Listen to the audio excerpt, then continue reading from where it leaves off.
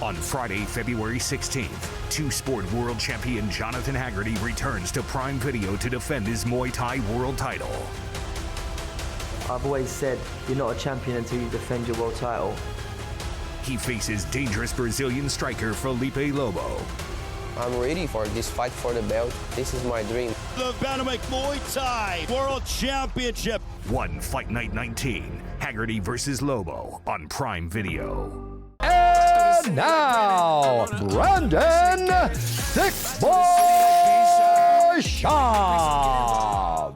Well, hello, friends. Monday morning, February 12th, 9:05 a.m. We are out here, fam. Hope you all had a wonderful Super Bowl Sunday.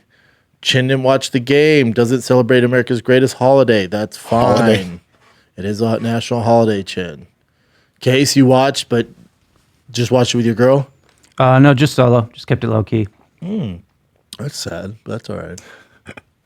She doesn't like football, or she's probably working, right? She was working. Big, yeah. That's a big day if you're in that business. Yeah, Super Bowl is what it is. I was a little sad the Niners didn't win, but I don't care. Overall, good game. Case was telling us off air a story about J.J. Watt. Have you seen? He had a hilarious tweet. He goes, "Hey, when you change your haircut, you don't think everybody's gonna notice? They notice." Yep. Dude, he must have went to the barber and was like, "Hey, can I get the Jake Paul via 2007 haircut?" I mean, what was he thinking? I don't know. I might be vibing, but he could have had bad hair on purpose, just for I don't think viral. I don't think he would do that. See, I think It was so bad.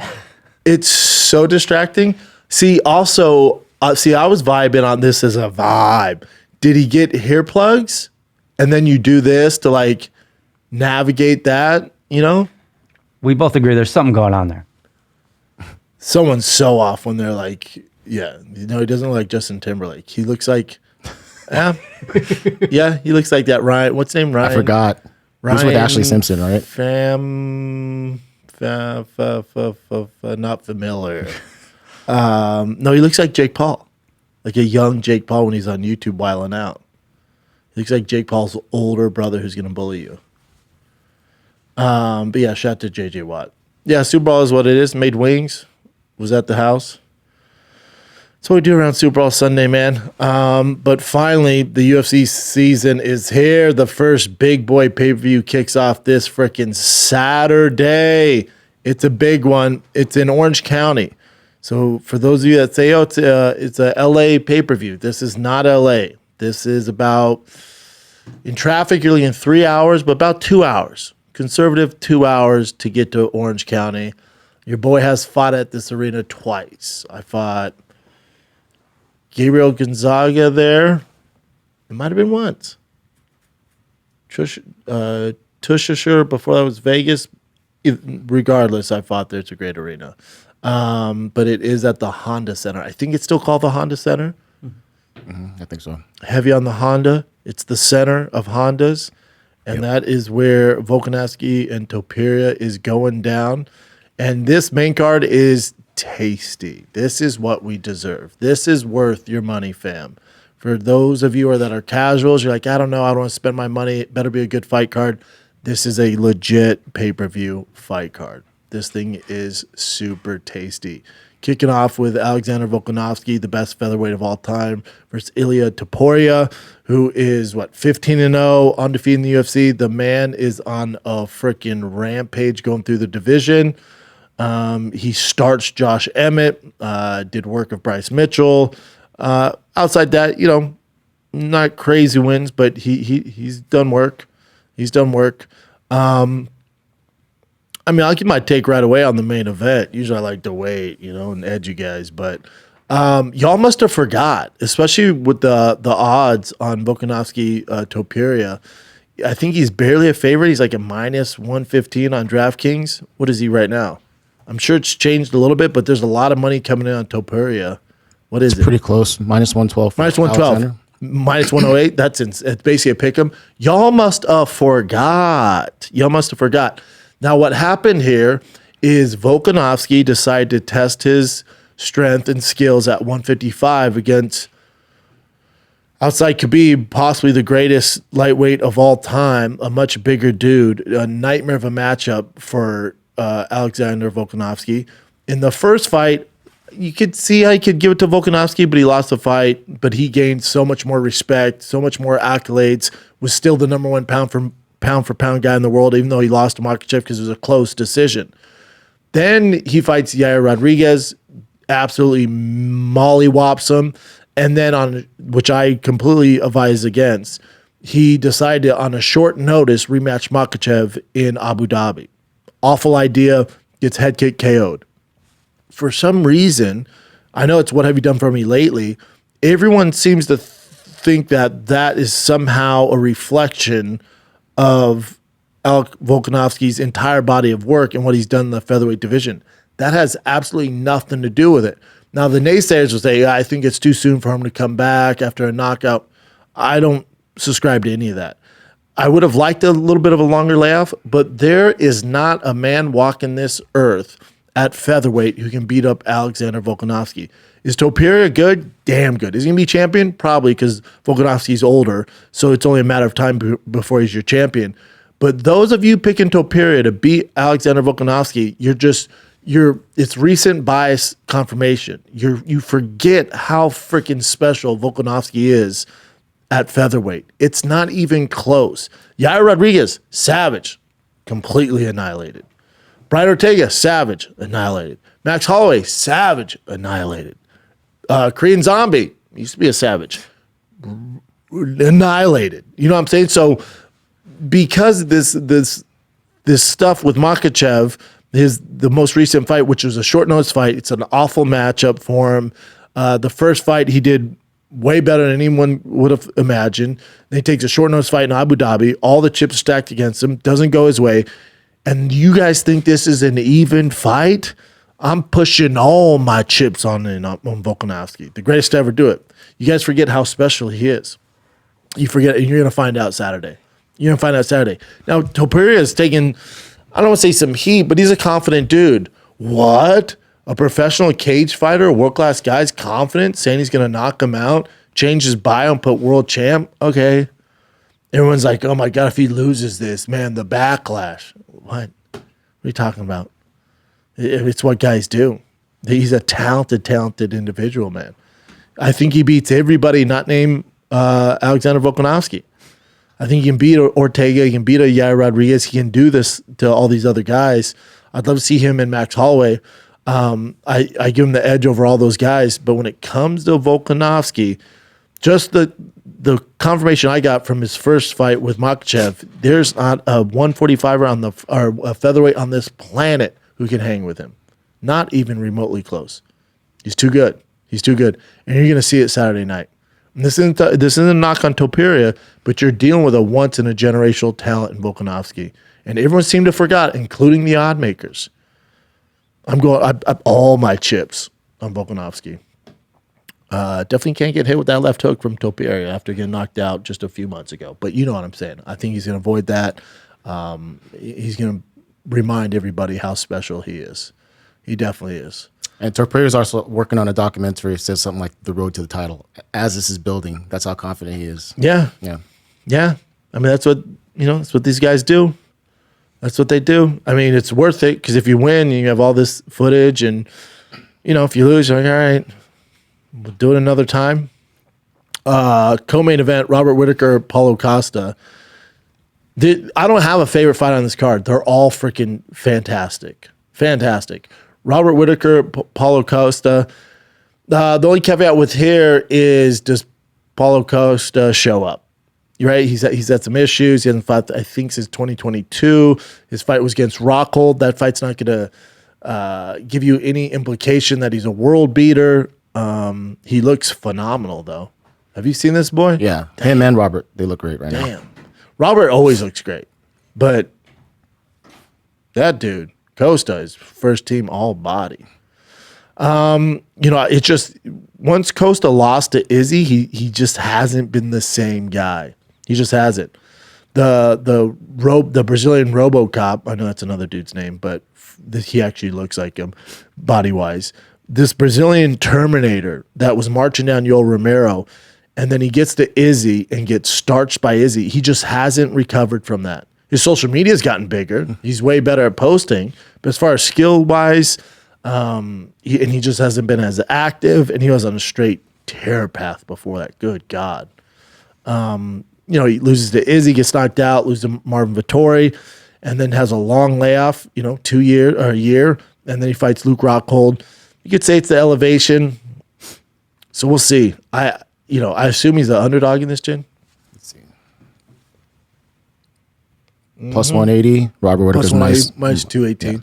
And Robert Whittaker coming off that loss to DDP, so he has a lot to prove too. I would assume the loser of this is way out of title contention. You're going back to the end of the queue. So this has a ton of implications to the middleweight division. Ton. Then Jeff Neal, Ian Machado, Garry. I'm just excited for Ian Machado, Garry. I like Jeff Neal too. I think for Ian Machado, Garry, how smart was it in hindsight looking back on things that he pushed? I know he got sick, which I think God was doing him a favor there. There's so much heat on him with his wife, all that drama. It wasn't even about his fight anymore. It was just all this drama, his life, all that bullshit was going on, just this toxic. It was at an all-time high. The levees were about to break, and then it all goes away. I'm sick, I'm out. They change opponents. They even change opponents. Poor Vicente Luque. And then now, no one's really talking about it. Not really.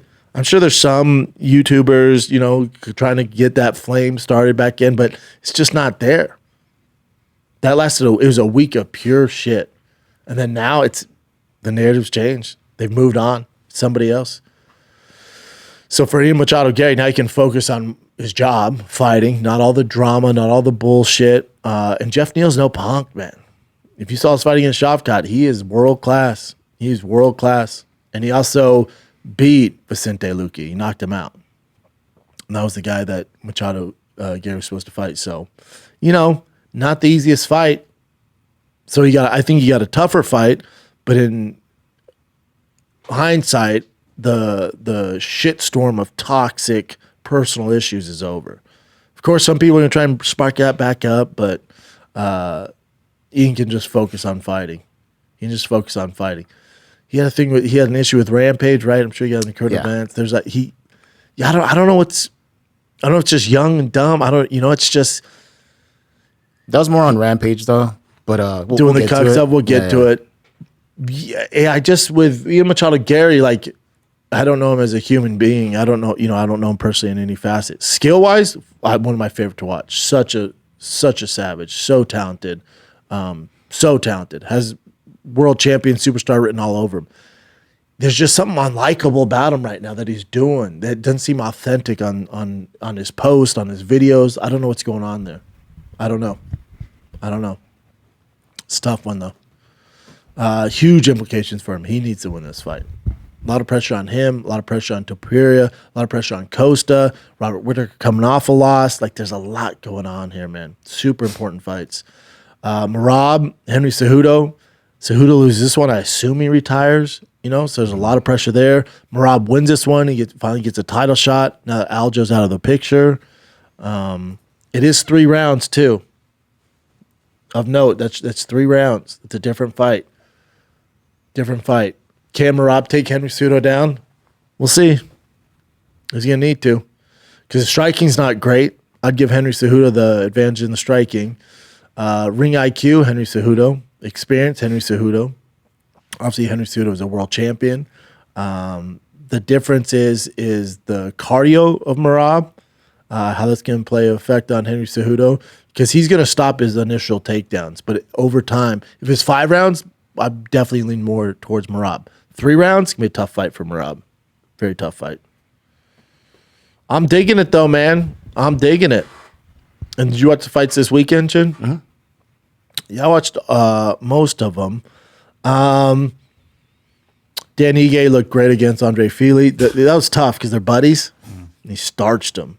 And he did the extra punch. Yeah, because it's how good of friends are you? The ref didn't come in time. Yeah, it's always on the ref. I get it. RoboCop got it done against Brad Tavares. Adolfo got it done, submission. Let's I want to touch on the main event with Jack Hermansson and Joe Pyfer. Jack Hermansson, who has fought the best of the best. He's been in there with everybody. He's a seasoned vet. Joe Pyfer's up and coming. Go to Joe Pyfer's record for me, Jen. He doesn't have a ton of experience. He broke his arm, so he's out for a while. His best win's probably Mershart. And he's been on this rampage of KOing guys. He got a arm triangle submission choke in his last fight. So this kid's not ranked in the top 15, and they give him Jack Hermansson. And I always pay attention to these young guys, somebody to look forward to for their fights. My favorite thing about fighting, I've said this numerous times, is the come up. It's always the come up. Conor McGregor's come up was ridiculous. Ian Machado Garry's is, Sugar Sean. There's these guys, their come ups are so fun to watch. Obviously, Ian's still getting there, but it's been rocky. There's been turbulence, but it's fun to watch. Joe Pyfer for me was the next guy. And when you watch Joe's fight, he had so much success in the first 2 rounds, dominating his movement, his power. He was just lighting Jack Hermansson up. This is such a good learning experience for Joe Pyfer because I think everybody's used to the Conor McGregors, the Jon Jones of the world, and even Alex Pereira, where it's unranked and you're catapult to the top and then you become champion. It usually doesn't work like that. And for Joe Pyfer, this is such a good learning thing, and I'm glad it happened now. As a Joe Pyfer fan, I'm glad this happened. And this morning he's waking up and he's hating life, and he has his red beard, and he's probably sad, and his face is all beat up, and his eyes messed up. And he's like, oh, what am I going to do? I saw him say to my haters, I wasn't supposed to be here. Yes, you are, my man. You're exactly where you're supposed to be. This is exactly how it should go. If this is a movie script, this is exactly how we're going to write this thing. Because you've been catapulted into this limelight. And you came from Dana White Contender Series, and you're starching everybody, and you're this Philly Terminator. I keep saying Terminator today, I don't know why, but you're this Philly Terminator, and you're starching everybody. You have the look, you have the skill set, but you haven't been tested. And Jack Hermansson's the perfect test. You didn't get knocked out. You didn't get finished. You went 25 minutes. We're a world-class fighter. You've never gone against a world-class fighter like Jack Hermansson. He's been in there with the best of the best. You had a lot of success early on. You dominated the first round, the second round, third round titles. The tide started to turn a little bit. You did get hit in the eye, couldn't see. Your takedowns weren't landing, where in previous fights you could land the takedown if you were in trouble and win the fight and get them out of there and land big overhand rights eventually because they were scared of the takedown. But as a young fighter, you only learn from your losses. And by having so much success early on, it's good that you were in there with a guy like Hermansson, a real pro, a real all-pro guy, that the stuff that got you to this point didn't work. Because now you have time. It's not too late. Now you have time to go back to the training room, work on that stuff. They're going to give you another tough opponent, but not Jack Hermansson. You're not going to get a top 15 guy, but you can work on this stuff. Because if you were to beat Jack Hermansson, let's say somehow you edge this out and Jack's ranked in the top 15. Now you're looking at a top 10 guy, but you haven't filled in these gaps that you need to in order to become a world champion.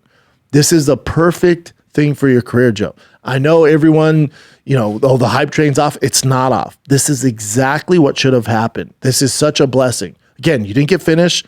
You got your first experience as a main event, 25 minutes, world-class opponent. The stuff that tends to work for you didn't work. Now your team can go back to the drawing board and go, all right, we need to work on this. We need to work on this. We had success here, not here. Because when you're starching through these non-top 15 guys, when you're just walking through these guys, again, you don't learn. And when you're take it from me, man, I got rushed way too fast. And you're starching dudes, and then you get in there with an experienced veteran who's been there with everybody. And you hit them with that right hand that usually finishes off the guy, and they smile. Okay. And then they adapt, and they make changes, and you can't keep up, and then you lose the fights.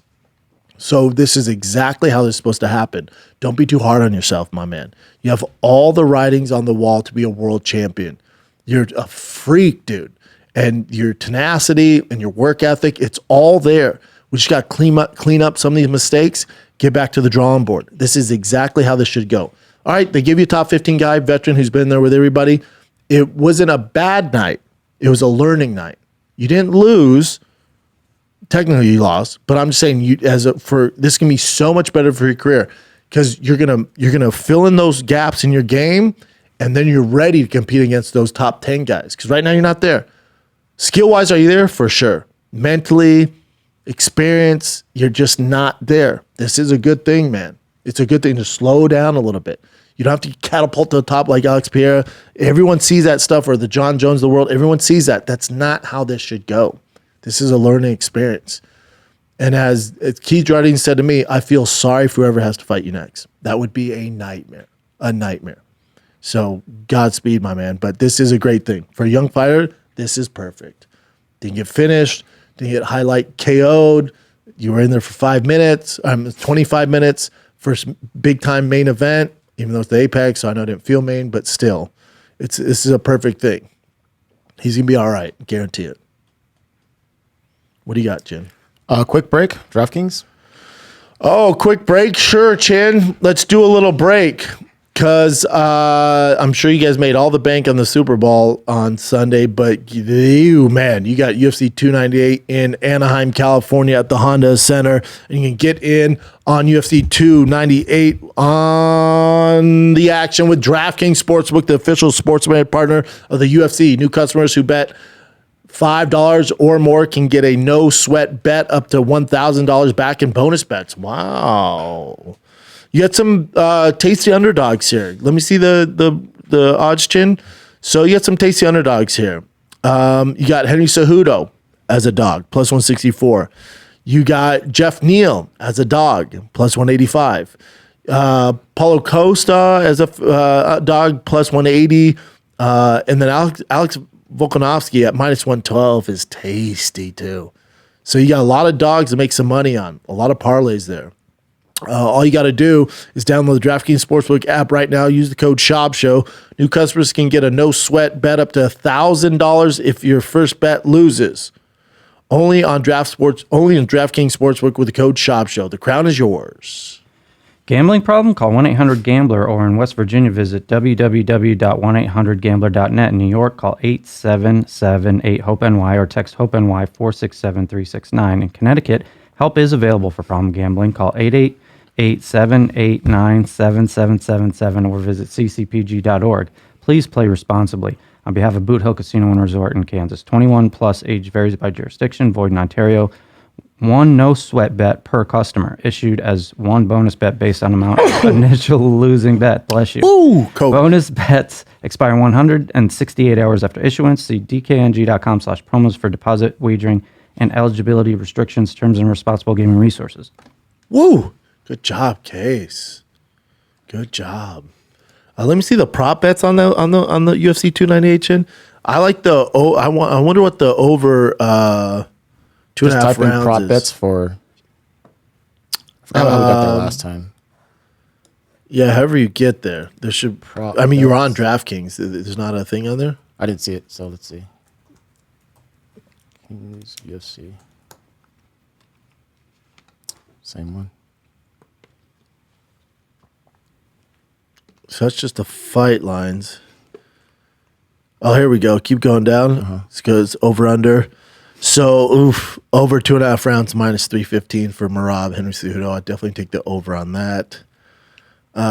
Jeff Neal, Ian Garry, over 2.5 rounds is plus 100. Under 2.5, minus 130. All right. Keep going down. Robert Whitaker, Paulo Costa, the over 2.5 is minus 150. Under plus 120. Then Volkanovski, over 3.5, minus 130. That's a tasty bet.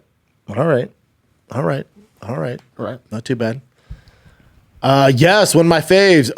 Rewards. You're talking about O'Reilly bonus points month at O'Reilly Auto Parts. Shop in store or online to receive points and get rewards sent straight to your phone or inbox. Get 2, 3, 4, even 5 times bonus points on select purchases. Receive bonus points on select items throughout the store like wiper blades, antifreeze, and coolant, parts cleaner, motor oil, and more. These bonus points can help you get to your next reward even faster. You'll receive $5 reward for every 150 O reward points to use on your next in-store or online purchase. Members can check points and rewards online anytime you want, man. If you're already an O Rewards member and not receiving rewards, just add an email address or mobile phone number. You get a $10 reward for updating your existing account. If you're not an O Rewards member yet, sign up is quick, easy, online at OReillyAuto.com or in-store at O'Reilly Auto Parts. I was just there snooping around. Need a part for the Lightning. Still not running the hundo, guys. Not going to lie to you. Has to be frustrating for Casey. Been doing a lot of filming. This thing's still not running. This is just a quick one. I guess a lot of people are saying that the UFC 300, title bouts, the two that are missing right now, would potentially be announced at the Super Bowl, but nothing like that ever happened. Because they don't have it. The UFC's scrambling. Yeah. They're scrambling. Yeah. Jon Jones was offered it. He said no. Recently, too. You got the John thing, him drunk at the thing. What can you do? I mean, but I didn't see his face, but obviously that was his voice. It's him. Yeah, Jen, that's him. And this one's just, Dana White said that Chandler Conor would probably be later this fall, potentially, but Conor says he's still coming back. Yeah, he tweeted out, was like, look forward to the summer. I'm telling you guys, I said this on Fire and the Kid that comes out Wednesday because it's pre-recorded, but we clipped it already. Tuesday. I'm telling you, there's more to this Conor McGregor fight announcement. If you guys haven't seen the clip that I posted on social media, we're just getting the tip of the iceberg here. There's a lot going on with Conor and the UFC. Manny Pacquiao's coming out of retirement. The number one fight he wants is Conor McGregor. Conor wants that. That's his biggest payday. Conor only has, from what we know, 1, max 2 fights left on his contract. The UFC wants to sign him to a longer contract. He's saying no. Let me fight freaking Chandler, and let me fight Manny Pacquiao. The UFC, there's something going on here. Also remember, the UFC is also negotiation rights right now. They're not going to wait till the deal's up. They're dealing with negotiations right now with Netflix and whatever other TV provider streaming service out there. So one of the big caveats is we have Conor McGregor. Well, you don't have Conor McGregor. Right now you do, but in the future you don't, so they can't make that promise. So I think there's a lot of negotiating going on between Conor and Dana right now. Obviously, Conor's like, I want to fight ASAP so I can fight in October or late this year against Manny Pacquiao and make all the money. There's something going on here that we're not finding out. When have we ever seen a fighter tweet out, I'm fighting here, and Dana's like, no, you're not. Okay, I'm fighting here. No, you're not. When have we ever seen that? Especially a guy like Conor. They want Conor to fight. The UFC wants him to fight. Why wouldn't they want him to fight? Because he only wants to fight this one and dip out and fight Manny Pacquiao. That's what's going on. UFC's scrambling for 300. There's nothing there. Dana was like, we could do a documentary how crazy this is. Yeah, a 5-minute documentary. He said each fight could potentially change or something like that, but who knows? Because he needs a main event and co-main event, right? Yeah. I mean, that's what he's promising. Well, yeah, we're going to get it. I think it's a matter of more fighters be willing to step up to the plate. I know you guys are sick of me beating this drum, if they're paid fairly. So, A, they're not compensated fairly, what they're worth. So guys aren't chomping at the bit for 300. Also, these newer fighters don't really give a shit about the legacy of 300, like the older fighters like me or someone. Like 100, 200, these are big deals. For like a new fighter, like, I don't give a shit. 300, 200, chlorophyll, more like borophyll. They don't care. So I think he's dealing with that. It's just logistics too with Ramadan, so it takes out a significant amount of fighters. John's not completely ready to go, even though we saw a video of him tackling the guy, so he seems okay. I think there's confusion too. They're banking on Conor. Conor's like, yeah, I'll do it, but you got to let me out of my contract and fight Manny. So they don't have Conor, which would have been the biggest announcement they could make. They stacked $299 before that. So there's a lot of factors going on here why guys aren't fighting, UFC scrambling. Yeah. And one of those fighters, the newer fighters, DDP, he even said 300 is just a number. It's not a big deal. Like UFC Africa would be huge for him. Yeah, he'd much rather fight UFC Africa. The first UFC in Africa, that for a guy from Africa, it's a much bigger deal. I think the hardcore fans care about 300. Dana's clearly, he owns the place, so he's a hardcore fan. But outside that, people are like, just what is it? No one's keeping up with the numbers. 298, 299, 300, 301. And then 298 is so stacked, and 299 is awesome too. So Yeah. 298's great. 299's amazing. 300, it's tasty. For now. It's tasty. Yeah. Well, we'll see what happens. We will see what happens, Jim. This is a pretty crazy thing that happened on UFC. I think it's Countdown.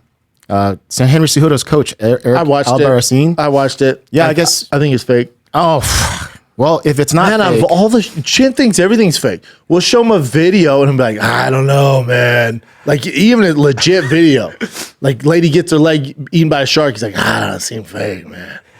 This one you didn't read up? I thought for sure you'd be the first guy. Up. I saw. I feel like this is. I didn't watch the whole Countdown because him and that coach are close. Yeah, they're close since Olympic days. They're close. And while the Countdown crew is here, like, hey, everybody gather around. You're fired. He did it on Countdown. If with a close relationship like that, I think you'd probably do it off camera, or there'd be a talk off camera beforehand. Or they did talk off camera beforehand, but it's a real thing. Like it actually happened. I don't know. And he was like, yeah, cool. He was like, all right, cool, man. You know, like there's no like, what? How could you? He was like, yeah, cool, dude. Either this is real and that coach is just over it. Whatever. He was like, cool, man, do your thing. What else we got? Yeah. That coach. So a bit of it seemed a little like, and Cejudo's great at marketing. He knows, so I wouldn't put it past Cejudo. It's very WWE-ish. Was he? It says here, hey, man, everybody gather around. You're fired. And the guy goes, cool. It says a teary Albarracin. Was he crying at all?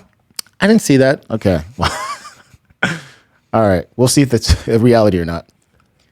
So Ryan Garcia will be fighting Devin Haney. If it is real, it's kind of messed up to fire your lifelong coach on UFC. I mean, they definitely, if it's a real firing, they definitely talked about it beforehand. They're not going to be like, here's a camera, I'm going to just do it right now. How awkward. Hey, man, I know we've been together forever. I'm going to fire you. Yeah. I'm kind of leaning towards it being at least scripted. Attention. Yeah. All right. Fair enough. There you go, Chin. Came around. I got to watch it again, though.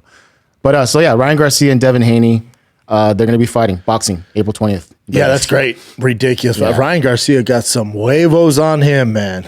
Tank Davis, nice fighting Devin Haney. It's insane. Yeah. Making all the money in the world. I don't like when they talk stuff like this, just in each other's face. It's always like, I can't understand what they're saying. It's so fast. Yeah, it's a mess, but they did approach each other. Hot mess. Okay, so this is the one. You're talking about earlier, Ian Garry. So Rampage was on Ariel's podcast, and he mentioned something about like Ian was supposed to be on the podcast, but it turned down or something like that. Yeah, and Ian was like, no, I was supposed to go on your podcast. What'd he say? He's like, Monday, the week of the fight, and then he called me a cuck. Yeah. He's like, no, I'm not going on your podcast. I can play Ian's video since it's just him. Here, one sec. Rampage Jackson went on Ariel last night and spoke about how I turned down his podcast because I was afraid of being made fun of. I've got the cunt on Monday of fight week. I've got him in like 4 days. I'm on his podcasts. And he goes on, he calls me a cook, and he's, Ian the cook, he didn't even know my name, and he's like, asking Ariel, does his wife really have a boyfriend? No, you thick cunt. No. Because you're believing absolute bollocks and lies from other people. Imagine running a podcast and not knowing who your next guest was. Yeah, that's tough. Imagine being that fucking stupid and then going on Ariel and speaking about it. Well, I can tell you one thing. Yeah, definitely not having me on there because you're a fucking idiot and chatting mad shit. Good luck, take care. I wish you nothing but fucking fuck all. And Rampage apologized afterwards. I think 2 different videos he apologized. He's like, my bad, man. Yeah, he goes, I'm a comedian that wants to, or pretends to be a fighter. Like, he's a comedian first. Rampage is always joking is what he's saying. What? Yeah, I'm with Ian. I side with Ian on this one. Like, you can't talk shit about a guest and say he's scared to come on your podcast, get made fun of, and he's booked on Monday. Yeah. Ian's like, what? Of course he's not going to do it. Because Rampage and his host need Ian more than Ian needs them. Like, he doesn't need another mic in front of his face. He has a big enough platform. He can just do it himself. Yeah, that was a mess up by Rampage. We love him. But yeah, he messed up. He does joke around a lot, too. I don't know if Rampage cares. Rampage jokes around nonstop. Yeah. Do you see what I did to Ariel? Yeah, the one that Lex posted. He does that all the time. What did he say? Like, ladies? He's like, yeah, ladies. Ladies nuts on your face. I don't know why those are so funny. So stupid. He's done it like multiple times too. I know you must have seen this clip by now. This is Strickland sparring that guy Sneako, and Sneako is the guy that originally was bullying Mikey Musumeci, and Mikey wanted to fight him. He's like this streamer guy that got really popular. He was bullying Mikey? Yeah, remember? How so? I know Mikey wanted to beat him up, challenge him with jiu-jitsu. He was saying like, why are these guys all like autistic or whatever? Okay. When Mike was explaining stuff. So yeah. I don't know the Sneako. I don't know how these kids get big. I mean, God bless them. I'm sure it takes a lot of work. Yeah, it's streamers. Yeah. Here's the thing with this. So this is at the Apex. Where this took place, I'm pretty sure this is at the UFC Apex. It says Icon Meal, so I imagine it is. Yeah, so it's a UFC controlled content. You have Forrest Griffin there. You have Jake Shields is there as well. So this is all orchestrated. This is all designed. So I don't know. A bit of it makes me feel. Again, this might be my age showing. It seems just kind of scummy. It's just weird to me. I don't know the Sneako kid. I know he's talking shit about Mikey. That's our boy. It's weird to have a guy who was a former world champion just kind of tee off on him. Even though he asked for it. Ignorance is bliss. The kid's an idiot, clearly, if you're going to get beat up by Sean Strickland. Sean Strickland's the perfect guy for it. And Sean, he says, I'm doing the Lord's work. I'm beating up influencers. But by partaking in it, Sean's influencing a significant amount of people as well. Like, we're all influencers. Now, Sean has way more skill and has earned his right to be an influencer in the fight space, right? He's a perfect guy to beat up these influencers, It's just something weird about it. It's all orchestrated by the UFC. Interesting. It's like, with the Nelk boys being like the forefront of MMA media. Not hating on it. I'm not a journalist, so I don't compete with them. I don't give a shit. So it's just a weird route they're going. Like, all this had to be, like, Sneako had to get okay from the UFC, from Dana White. They had to call Sean Strickland. Like, this wasn't like it wasn't like he showed up at Sean Strickland's gym in Orange County. It was like, yo, man, I'm gonna beat the shit out of you. That's different. The UFC cameras are there. Sneako's guy's there. You got Forrest Griffin there, works for the UFC. The UFC had to okay this. I'm sure you had to sign some, waivers. It just, I don't know. It feels weird to me. Am I off on this? No, I mean, it just seems like this is a marketing technique, which isn't wrong. It's like they're still kind of creating this character of Sean Strickland beating up, influencers or beating up whoever. Like, he had them running with Machine Gun Kelly. It just adds to like this character of Sean Strickland. Yeah, and I love Sean Strickland, what he stands for. It's just you just chalk it up as like marketing, and it's like whatever. Yeah, and I think for Strickland, why I'm okay with Strickland doing it is, I think if they called Strickland and was like, hey, Sneako's come down to your gym, we fight him, no cameras, be like, yeah, cool. Yeah. Other guys wouldn't. They're doing it for the views. They're doing it for the clout, But it's I don't know, and it's brilliant by the UFC too. Listen, you're talking to a dinosaur here. I haven't kept up with what the kids dig. Nor do I want to. It's just not what I do. But the UFC realized, like, okay, some of the fan base has fallen off. Whether they started with the Ultimate Fighter 1, they became fans. Maybe they had families, got too busy, and they've fallen off. And then you get the Ronda Rousey wave and the Conor McGregor wave. Those fans are on board. They've kind of fallen off. So now they can see the metrics, like, we need to do something here, man. So then the Nelk boys, this younger audience, they're all casuals. They're just, they're the ones that are going, how would Jon Jones and Strickland, they don't know the in and outs of the game, not that you need to. So the UFC is really putting all their eggs in that basket. I get it. It's working for them. This is part of that. They've decided to take out all the journalists from this, like legit journalists, like Luke Thomas, Ariel, like those legit guys, take them out and insert these influencers because the UFC doesn't really care about that. They care more about the views. So if you're looking at a legit journalist like Luke Thomas, who let's say has 100,000 followers, or you have the Nelk boys who reach, 50 million people, they're going, bring in those guys who are going to ask us what it's like to get hit in the face, It's just they decided to go a different direction. I'm not saying it's wrong. I don't dig it. It's not for me. Like, I don't watch those interviews, where Dana's talking about UFC 300. And they're like, oh, you're going to make the fights. It's like, what? Like, there's no, like, engaging questions, Those guys are going to ask about fighter pay. Those guys are going to ask about, certain matchups and what the fallouts. It's like Dana's way or the highway, and they're just riding his nuts, But for Dana, it's great. It's great. Great marketing, new fan base. I get all of it. I'm not hating on any of it. Is it for me? No. I don't watch it. And to both your guys' points, Sean has been making the rounds. So he was facing off with Donald Trump at his rally in Vegas. And then Jake Paul jumped in saying because he wasn't able to drop Sneako, he challenged Strickland to a boxing match, a sparring match, where he would fly him to Puerto Rico and give him $1 million if he can, if he wins. But if Jake drops Strickland, he would have to get his, his betting app tattooed on his body, that better thing. Yes. Did you see Sean's rebuttal? Yeah. He just, forget all that noise. How about you and I go out to the desert? No cameras. Yep. So this is Sean's rebuttal. He put, you box small, retired, old MMA fighters. You sell sugar water to the kids. If it were legal, I'd take your effing life with a smile on my face. That's intense. Is there any place on this earth I can take this man's life and walk? No, sir. Actually, Jake, I'll make you a better deal because money can't buy happiness. You have plenty of it, and you're still a rhymes with ruck. Punt. Oh, I would have went with ruck. Oh, maybe. No cameras, me and you in the desert. He always wants to fight in the desert. That would buy my happiness. No Instagram, no likes, no games, just you. That's what I want. See, that's why I'm saying with the Sneako, he's down to do it with all this clout. I wish you could go back to days where poopy people would just die. Our founding fathers would have murdered him long ago legally. Instead, you have to listen to him talk on Twitter across the country. Interesting. Yeah. Alrighty. Yeah, I don't know what's going on there. I would like to see them spar, though. All right, let's do this real quick and then take another quick break. So Colby Covington, he said that he broke his foot in the first 30 seconds of his Leon Edwards fight.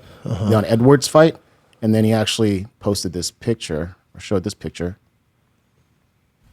And then Gilbert Burns says that he would see him everywhere, walking, no cast, nothing after the fight. So he's like calling him a liar, basically. Yikes. Yeah, I think the UFC has run their time with Colby. I think they're going to give him Schaub next. And he doesn't want Schaub, right? No. Yeah, I think he even said that. No, he called out Wonder Boy. UFC's like, nah, here's Schaub. He's like, I know, but I said Wonder Boy. Like, we know what you said. Here's Schaub. I'm sorry, you misspelled Wonder Boy. Progressive. Oh, this episode of the Schaub Show is brought to you by Progressive Insurance. Let's face it, sometimes you're doing some multitasking. It can be overwhelming. Like when your favorite podcast is playing and the person next to you is talking, your car fan is blasting, and while you're trying to find the perfect parking spot, there's a lot going on. But sometimes multitasking is easy, like getting a quote with Progressive Insurance. They do the hard work of comparing rates so you can find a great rate that works for you, even if it's not with them. Give their nifty comparison tool a try, and you might just find getting the rate and coverage you deserve so easy. All you need to do is visit Progressive's website to get a quote with all the coverages you want, like comprehensive collision coverage or personal injury protection. Then you'll see Progressive Direct Rate, and their tool will provide options from other companies all lined up and ready to compare, so it's simple to choose the rate and coverages you like. Press play on comparing auto rates. Quote at Progressive.com to join over 28 million drivers who trust Progressive. Progressive Casualty Insurance Company affiliates. Comparison rates not available in all states and situations. Prices vary based on how you buy. Progressive. Shopify. When I started podcast, an online store was the furthest thing from my mind. Me and my bro were doing it out of my freaking garage, wrapping it up, sending it to you guys. All right. It was rough, but now it's so much easier because we use Shopify. We use freaking Shopify. Shopify is the global commerce platform that helps you sell at every stage of your business, from the launch your online shop stage to the first real life store stage to all the way. Did we just hit 1 million order stage? Shopify is there to help you grow. All right. Shopify helps you turn browsers into buyers with the internet's best converting checkout, up to 36% better compared to other leading commerce platforms. Shopify powers 10% of all e-commerce in the U.S., and Shopify is the global force behind Allbirds, Rothy's, and Brooklinen, and millions of other entrepreneurs of every size across 175 countries. Plus, Shopify's extensive help resource are there to support your success every step of the way. Because business that grow with Shopify. Sign up for a $1 a month $1 per month trial period at shopify.com/Schaub, all lowercase, SCHAUB, Schaub, lowercase. Go to shopify.com/Schaub, lowercase, now to grow your business no matter what stage you're in. Shopify.com/Schaub, lowercase. Cha-ching. Last one. 3 in a row, huh? Gots to. This episode of the Schaub Show is brought to you by Happy Hippo. Happy Hippo. The best kratom on planet Earth. I use it every day.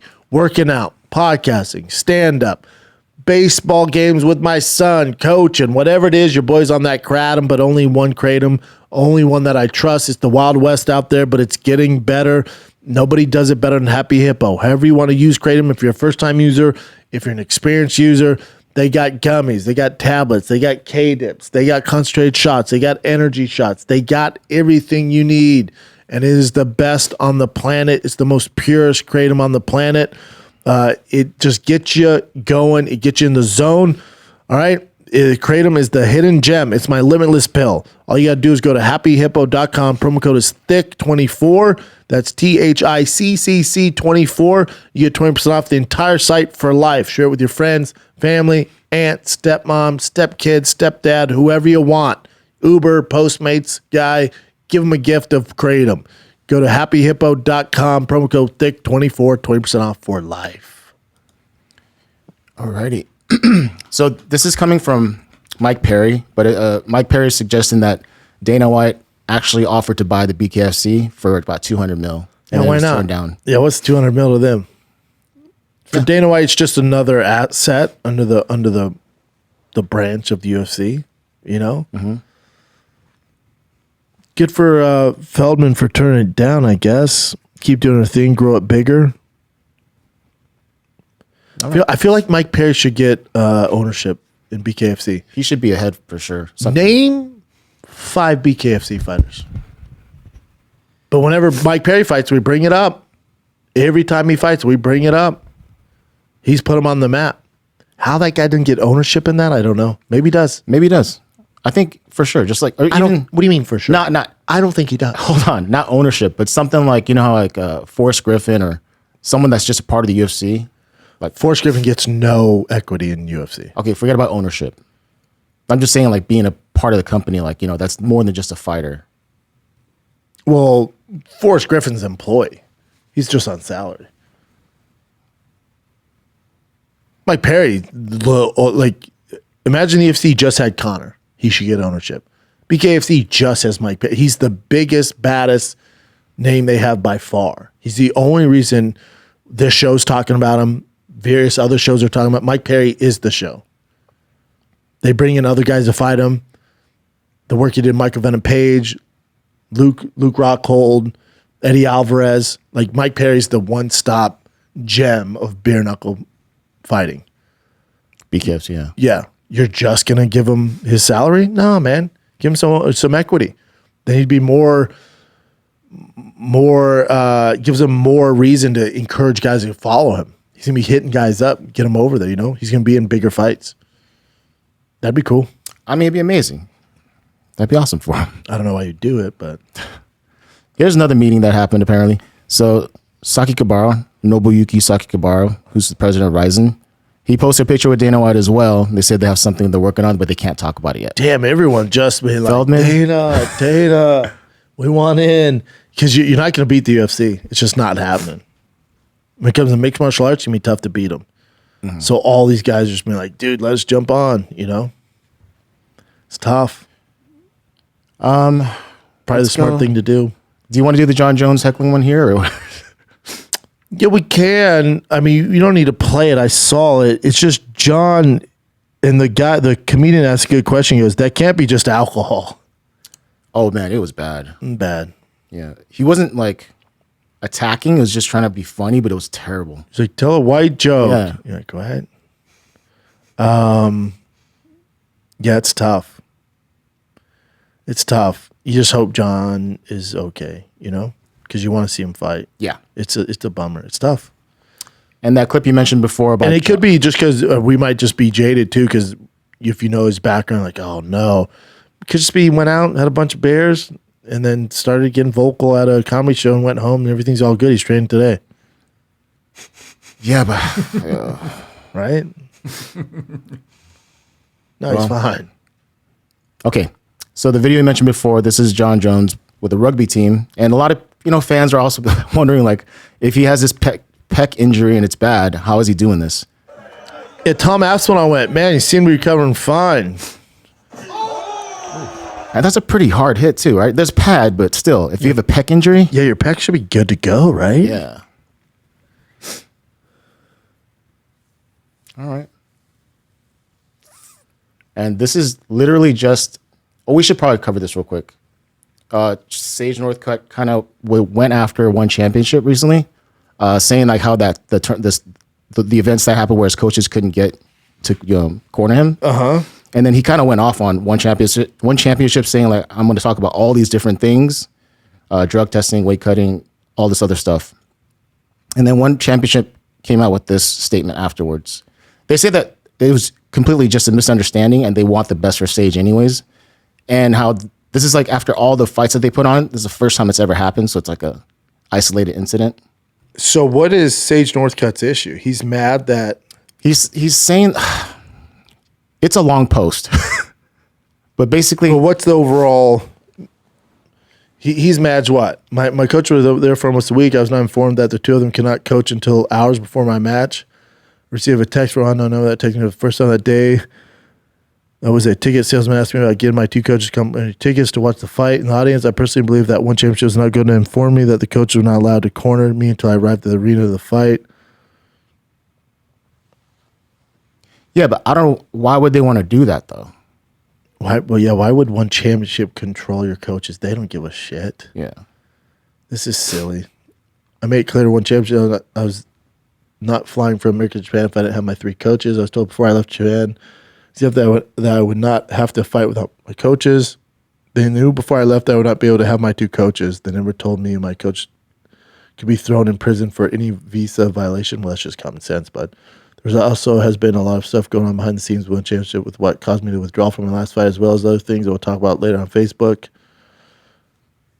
Media outlets, he did tag us. Yeah, you. Drug testing, weight cutting, active athletes, roster ones. It's always going to be a thing. Yeah. I feel like they're going to work it out, and it must have been some kind of weird misunderstanding because it was the first time it's ever happened. Yeah. I don't know. Alrighty. Seems to be a lot going on there.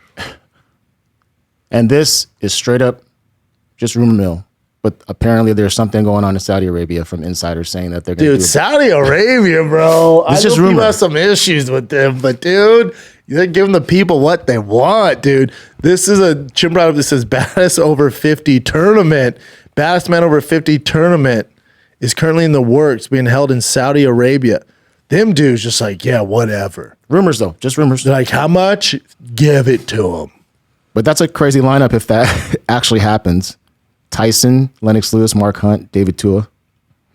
That's wild. Is Mark Hunt over 50 though? Yeah. Has to be damn near. I'll take Mark Hunt. Over everything. Mark Hunt, please. What are the odds on Mark Hunt dominating everybody? Interesting. Well, he's 49, so he's close. He's close. Maybe he'll turn 50 by the time they put this bad boy on in December. Yeah, I bet he'll be 50 by December comes. Yeah, who knows? Mark Hunt for 5,000, please. Wow. Saudi Arabia I get it, man. Some of their politics, some of the stuff they do shady, but boy, they put on some fights, don't they? Yes, they do. Speaking of fights. Oh, speaking of fights, one of my faves. We got to talk about this. One of my faves, John Haggerty, is fighting England's finest is fighting Lobo, and it is going down this Friday. What is it, 8 p.m. Eastern time? 8 p.m. Eastern? I think so. The two-sport king, Jonathan Haggerty, is ready to make his first one bantamweight Muay Thai world title defense. This is Muay Thai, kids, but it comes against number 3 ranked contender Felipe Lobo. He's a Brazilian powerhouse. If you guys watched his last fight, he got into it. He was a cornerman for the guy they knocked out. Haggerty is such a freak. He's one of my favorites to watch, man. He's one of my absolute faves. If you watch his last fight against Andrade, he destroyed him in 2 minutes, absolutely destroyed him. And then Lobo was the cornerman. I'll just show this clip. Oh.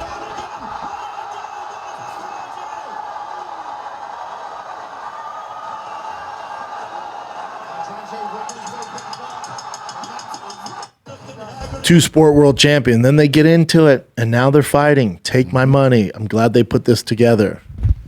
I'm super glad they put it together.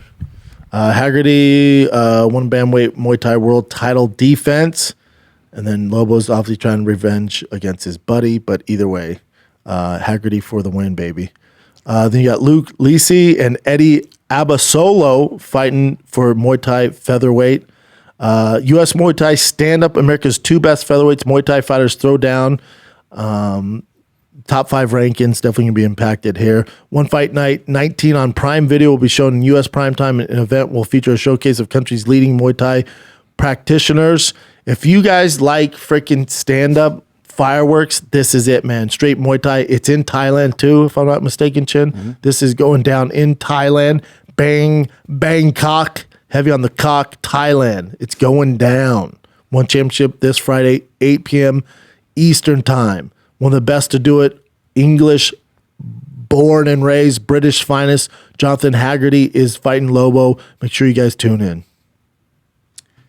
And that's pretty much it. That's it. All right. You got UFC 298 going down this Saturday in Anaheim, California, Orange County, OC. It's going down. Volkanovski, Topuria, Robert Whitaker, Paulo Costa, Jeff Neal, Ian Machado, Garry, Morab, Henry Cejudo, who just fired his coach. A lot of drama. A lot of drama. Maybe. Mackenzie Dern, never mad at her. Yeah, great card. Great card, man. Enjoy the fights, kids. This Thursday, one night only, one show only, me and Brian Callen. It's a live Fighting the Kid, not stand-up. It's Brian Callen and myself doing a live Fighting the Kid with some special guests in the capital of comedy these days. That's Austin, Texas. We're at the Volk Gas Company Theater. One night, one show only, 10 p.m. Brian Callen, myself. Get tickets right now at fatkz.com. All right, kids, enjoy the fights. Like, subscribe, do all the stuff the influencers tell you to do. Love you. See ya.